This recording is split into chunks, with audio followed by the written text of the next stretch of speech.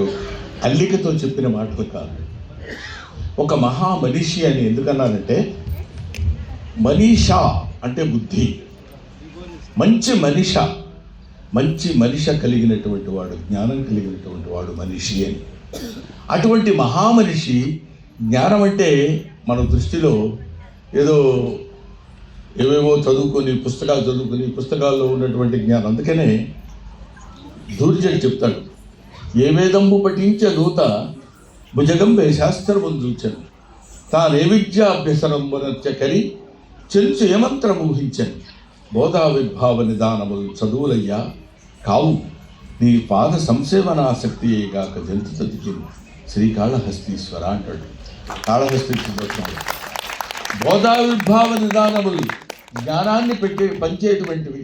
బాబు మీరు ఇక్కడ ఇలా డిస్టర్బ్ చేయకండమ్మా, దయచేసి 5 నిమిషాలు ఓపిక పట్టండి. ఎన్ని కొంపలను మునిగిపరచడం కోసమో ఎగతాళి చేయడం కోసమో చెప్పేమాట కాదు. అతని అభిమానం.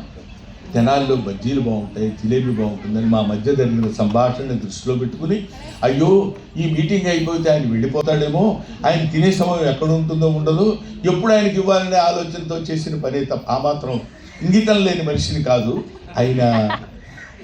మరి తింటాం ఏం బాగుంటుంది చెప్పండి, సుబ్బారావు అది. కాబట్టి నేను మీ అందరికీ మనవి చేసేది ఏంటంటే, ఇక్కడ ఏ గాంధీ,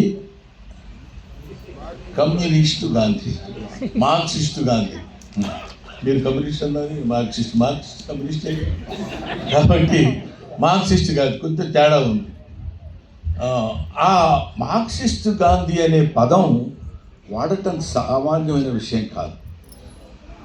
నాస్తికుడైన ఆస్తికుడు అన్నట్టు ఉంటుంది. నాస్తికుడు ఆస్తికుడు ఎట్లా అవుతాడు, ఆస్తికుడు నాస్తికుడు ఎట్లా అవుతాడు అంటే అవుతాడు.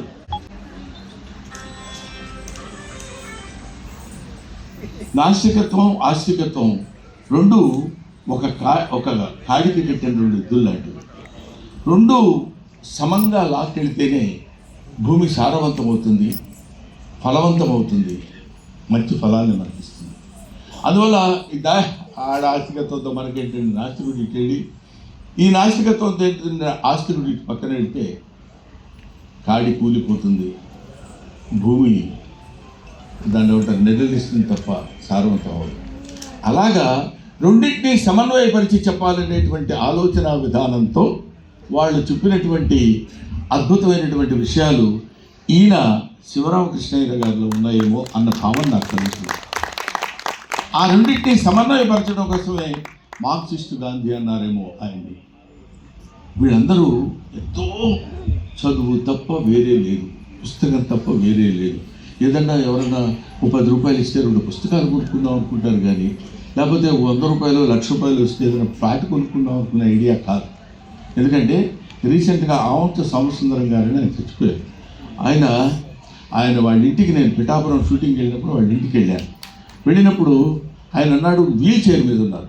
ఏంటి సార్ ఇదేంటంటే, అవునా ఈ కాలికి దెబ్బ తగిలింది, ఆపరేషన్ చేశారు, 2,00,000 రూపాయలు తీసుకున్నారు.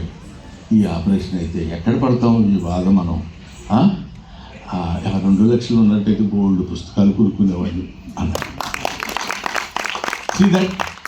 అది ఆ రోజుల్లో ఒక పుస్తక ఉద్యమం వచ్చింది, ఆలోచన విధానంలో మార్పు వచ్చింది. విశ్వనరుడను నేను అన్నాడు Jashuva, I'm the citizen of the universe. అంటే ఆల్ దీస్ థింగ్స్, ఈ చిన్న మాటలన్నీ ఏంటయ్యా.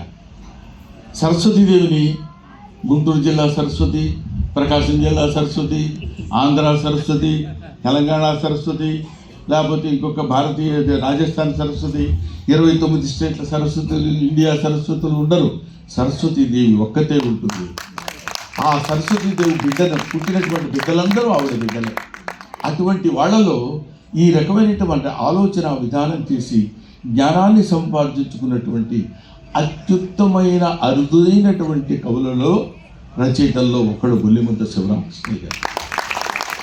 ఆయన మన తెనాల్లో పుట్టడం, తెనాలికి దగ్గర ఊర్లేండి, చదలవాడ. మళ్ళీ ఇక్కడ చదలవాడ కవి అంటామని ఇప్పుడు దాకా మనం చెప్పిన వాళ్ళం కదా. అందువల్ల మన ప్రాంతం వాడు మన ప్రాంతం ఏంటండి? అంతా మన ప్రాంతమే. ఈ భూమి మీద ఇక్కడ నిలబడితే ఇదే భూమిలో అక్కడ నిలబడ్డవాడు ఒకే భూమి మీద నిలబడ్డట్టే కదా.